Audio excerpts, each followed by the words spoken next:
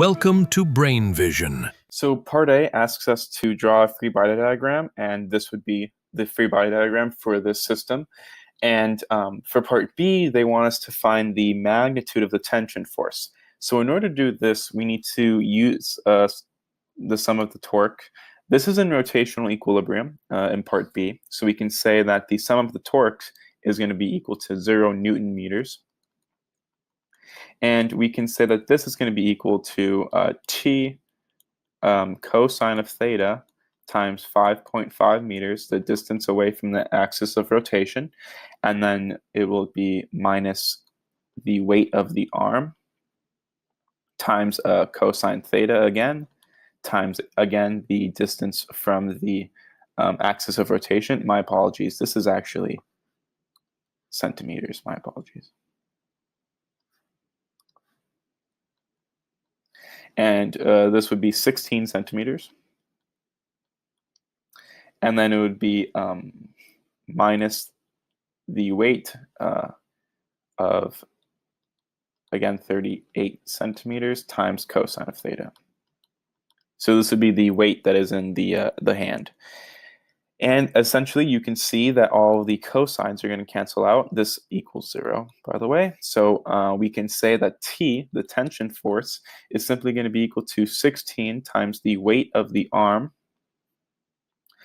plus 38 times the weight in the hand, divided by 5.5, the distance from the tension force to the axis of rotation.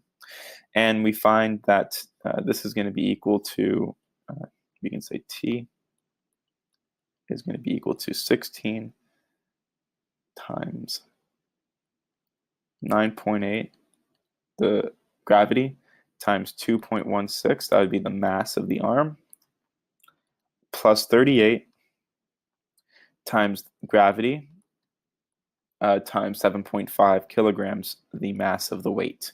And then this would be divided by, of course, 5.5. We don't have to convert to meters in this case because the centimeter unit is, of course, going to cancel out, and we'll only have an acceleration times a mass.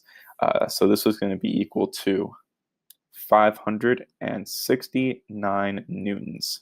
So this would be your answer for part B. For part C, they simply want us to find the reaction forces. So essentially E sub H and E sub V. And so we can say that the sum of forces in the x direction equals 0 newtons.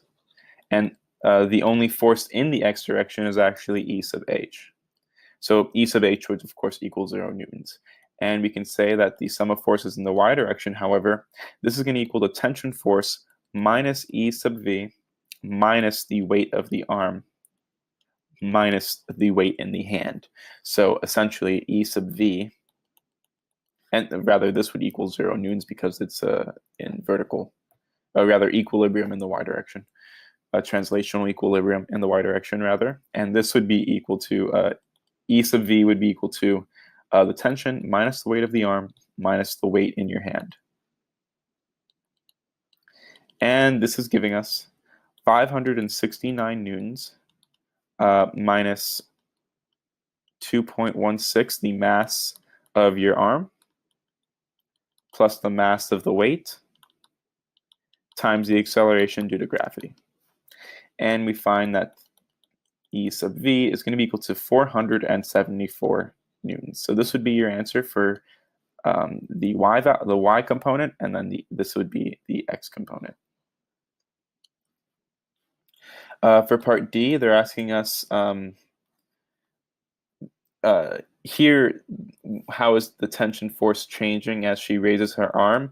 Well, the tension force we found to be independent of the angle.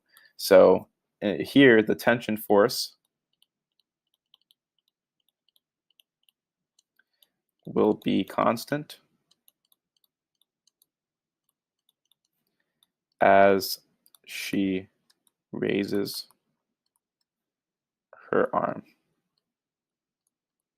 And we can say T independent of theta, the angle measure. That is the end of the solution. Thank you for watching.